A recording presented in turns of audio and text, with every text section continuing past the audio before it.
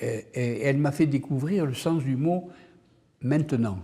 Et maintenant, tenant en main quoi? Elle tient en main les lieux par le GPS, l'information par Wikipédia, et puis n'importe qui en appelant au téléphone. Vous voyez, le théorème du petit monde des mathématiciens.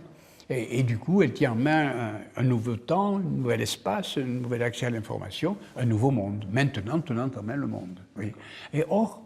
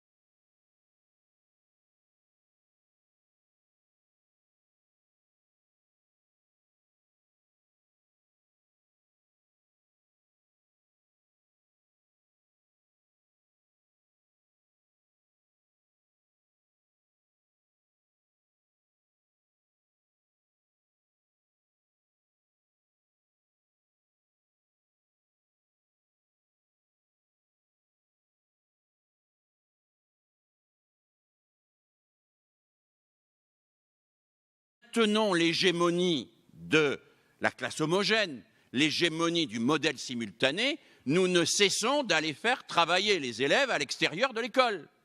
Alors, c'est du soutien, c'est de l'aide individualisée, c'est de l'aide aux devoirs, puis ça continue.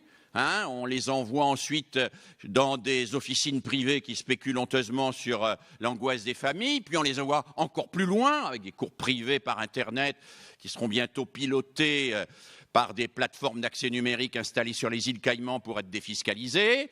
Et puis on va encore plus loin, les difficultés d'apprentissage, on les médicalise systématiquement en expliquant que les élèves sont malades, leurs parents éventuellement aussi, dépressifs ou surexcités, etc., etc. Et que donc ça relève du psychiatre, peut-être même dans certains cas du juge d'instruction. Tout ça se traite à l'extérieur de la classe, on externalise. La classe homogène, parce qu'elle est une illusion, externalise le traitement du travail de l'élève et de sa difficulté et finit par fonctionner comme une centrifugeuse. Qu'est-ce que c'est qu'une centrifugeuse?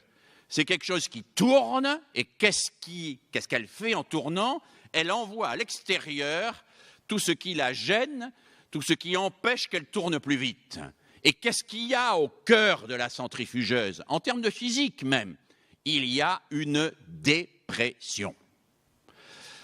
Donc il ne faut pas s'étonner que les enseignants soient dépressifs, puisqu'ils sont dans une centrifugeuse au cœur même de la dépression et qu'on externalise de plus en plus à l'extérieur le travail de l'élève.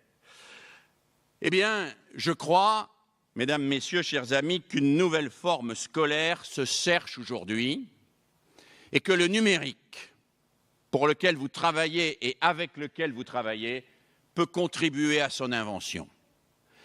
Je crois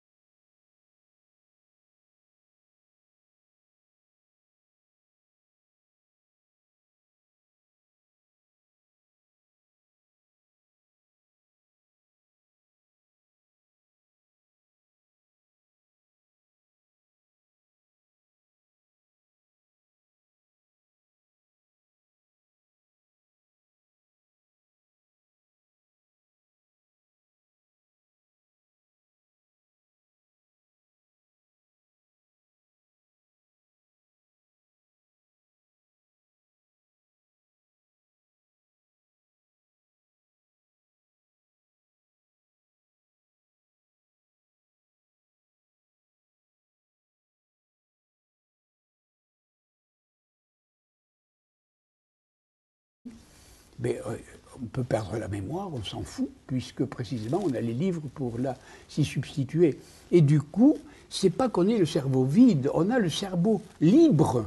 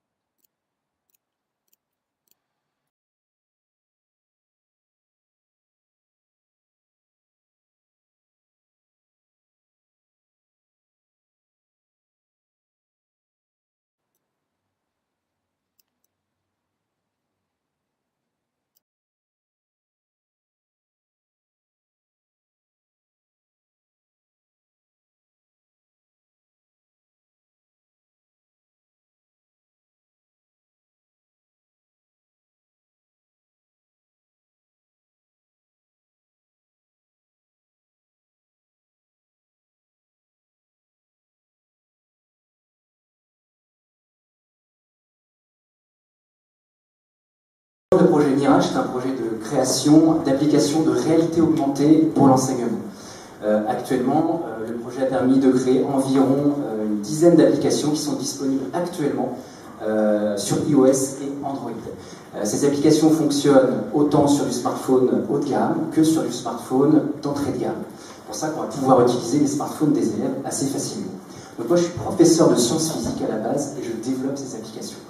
Alors je vais vous parler du projet Mirage, je vais vous proposer 3 grands types d'applications que j'ai pu développer pour mes élèves, et ensuite je vais vous proposer un exemple de scénario d'utilisation en classe. Alors la réalité augmentée permet d'afficher des modèles en 3 dimensions. Par exemple, à gauche, sur la première capture d'écran, vous avez des centrales nucléaires. On va pouvoir travailler sur la structure d'un bâtiment, la topologie d'une centrale nucléaire, pour introduire la notion, par exemple, en première S. Dans la capture du milieu, on va pouvoir parler d'un contexte d'évaluation où l'élève va pouvoir s'auto-évaluer avec une application de réalité augmentée directement depuis son smartphone. Et enfin, des applications qui permettent d'ajouter des informations sur des graphiques pour aider à la lecture, afficher des indices qui permettent à l'élève d'avancer dans sa démarche de résolution. Alors voilà à quoi ça ressemble. Le professeur va imprimer pour l'élève des petits marqueurs en papier, donc c'est assez simple à mettre en place, et l'élève avec son smartphone va filmer ses marqueurs. Et vous voyez qu'il y a par exemple donc, des molécules qui vont s'afficher. Alors comment est-ce qu'on peut utiliser ce genre d'application en classe? Donc l'idée est simple, je vais vous parler de collaboration, donc de communication entre les élèves et de pédagogie différenciée. Ce que je fais en fait, c'est que je vais mettre mes élèves par groupe de 3, chaque groupe va disposer d'un smartphone. Et je vais donner aux élèves des cartes qui permettent de poser une problématique. Dans la vidéo que vous avez vue, la problématique c'est pourquoi est-ce que la molécule d'eau a telle forme et pourquoi est-ce que la molécule de CO2 a une autre forme. Donc évidemment, les élèves n'ont pas que ce support pour réfléchir, ils ont des supports textuels, vidéo, etc. Et donc en fonction de l'avancement et du niveau des groupes, le professeur va disposer de cartes d'indices. Ces indices vont permettre de débloquer les élèves dans leur démarche de résolution. Certains groupes n'auront pas besoin d'indices. Ils vont résoudre le problème sans indice. Certains vont avoir besoin d'un indice. D'autres vont avoir besoin de tous les indices. Et comme ça, on adapte le message pédagogique à tous les élèves de la classe. Donc on prend en compte la diversité de tous les élèves. Et ça, c'est super important. Et il vous reste 3 minutes. Merci. Donc, si un groupe d'élèves n'arrive pas à résoudre la problématique, même avec les indices, eh bien, le professeur peut passer du temps avec eux. Ce qui fait que le professeur va passer plus de temps avec les élèves qui sont en difficulté et va laisser en autonomie les groupes qui ont moins de difficultés. Il faut savoir qu'en règle générale, en lycée, les classes sont hétérogènes. On a un petit peu tous les niveaux. Ensuite, sur une séance de 2 heures, par exemple, les élèves vont pouvoir venir présenter leur démarche de résolution à toute la classe. Ce qui fait qu'on va avoir une communication entre les groupes et au sein des groupes. Vous avez remarqué que le professeur n'est pas celui qui parle pendant 2 heures et les élèves qui écrivent bêtement le cours. Le professeur encadre et gère la classe de manière interactive. Alors ça, c'est un exemple, une photo que j'ai prise dans mon cours directement. L'élève, en fait, est en train d'utiliser une application de quiz. Donc il braque, c'est une fille, braque sa tablette. Donc, elle a amené pour l'occasion sa tablette. Et elle doit répondre donc à un petit quiz. Il y a une jauge de réussite. À chaque erreur, la jauge de réussite va se vider. Et l'idée, c'est de recommencer le test plusieurs fois et pour identifier ses erreurs. Donc le professeur peut accompagner l'élève dans cette démarche pour expliquer pourquoi est-ce que c'est faux, pourquoi est-ce que c'est bon. Et ensuite, l'élève montre la tablette au professeur avec la jauge pleine. Et en règle générale, il aura un grand sourire. Regardez monsieur, j'ai réussi. Donc voilà. Les perspectives du projet. Alors, je suis professeur de sciences physiques, donc j'ai fait majoritairement des applications de sciences physiques, de mathématiques. J'aimerais fédérer beaucoup plus les enseignants en termes de communication autour du projet pour parler d'histoire, de lettres, etc. J'aimerais aussi faire des parcours augmentés dans des musées pour vraiment allier la réalité augmentée et la pédagogie. Et enfin, des applications de tourisme pour lier la pédagogie et le tourisme. Et à ce titre, j'ai un petit prototype à vous montrer. C'est un prototype sur l'abbatiale Saint-Ouen que j'ai réalisé. Donc il n'est pas disponible contrairement aux applications dont je vous ai parlé tout à l'heure. Donc ce prototype, l'idée en fait c'est que l'utilisateur va observer donc l'abbatiale Saint-Ouen. En fonction de la face qu'il va le regarder, un commentaire audio va se déclencher en fonction de la face sud, de la face nord, et vous allez avoir des petits indices qui vont permettre d'orienter le regard de l'utilisateur vers ce qui est important à regarder dans le bâtiment. Voilà, je vous remercie pour votre attention.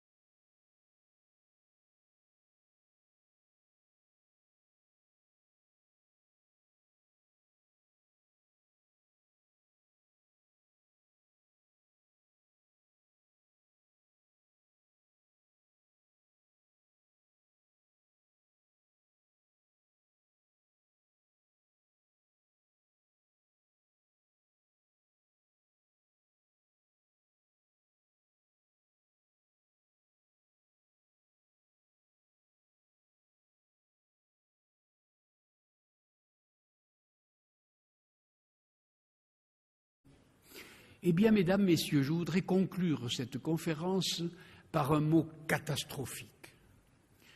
Catastrophique. Les nouvelles technologies nous ont condamnés à devenir intelligents. Nous allons devenir intelligents, c'est-à-dire comme nous avons le savoir devant nous, comme nous avons l'imagination devant nous, etc. Mais oui, nous sommes condamnés à devenir inventifs.